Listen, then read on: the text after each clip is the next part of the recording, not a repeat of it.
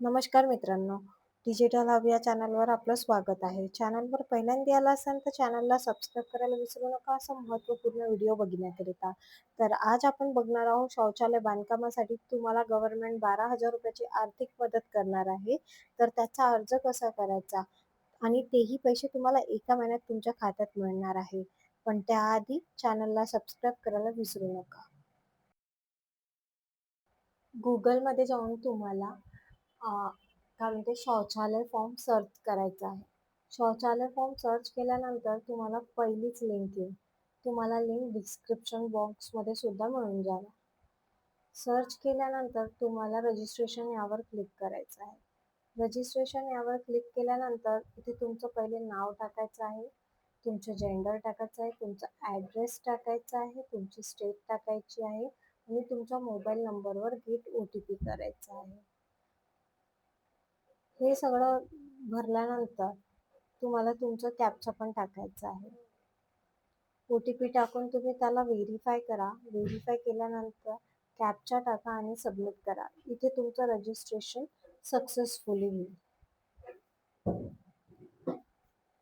मग तुम्हाला log in पेजवर जाऊन तुम्ही जो नंबर रजिस्टर्ड केलाय तो मोबाईल नंबर टाकला, गेट OTP करून OTP टाकून तुम्हाला कॅप्चा टाकून त्याला सबमिट करायचं आहे. सबमिट केल्यानंतर तुमचा पेज लॉग इन होणार. लॉग इन करताच तुम्हाला तुमच्या समोर पेज अशा प्रकारे ओपन होईल. मग इथे तुम्हाला न्यू ॲप्लिकेशन फॉर्ममध्ये क्लिक करायचं आहे. लेफ्ट साईडला ते 3 लाईन्स आहेत तिथे जा. मग इथे तुमचं स्टेट, तुमची डिस्ट्रिक्ट, तुमचं ब्लॉक, तुमची ग्रामपंचायत कोणती येते, तुमच्या विलेजचं नाव, त्याच्यानंतर तुमच्या एरियाचं नाव. पहिल्या सेक्शनमध्ये तुम्हाला तुमच्या म्हणजे एरियाची माहिती द्यायची आहे. त्यानंतर दुसरा सेक्शन येते की टॉयलेट ओनर, त्याची पूर्ण तिथे डिटेल द्यायची आहे.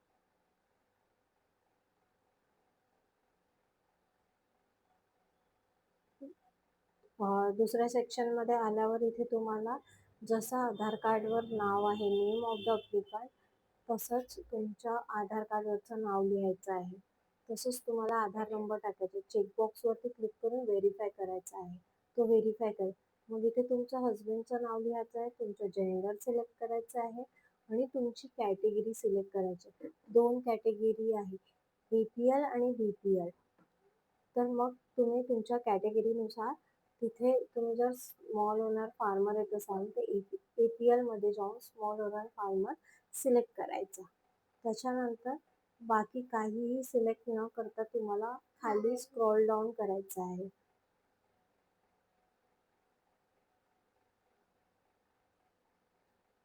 एकदा माहिती पूर्ण पडताळून घ्यायची.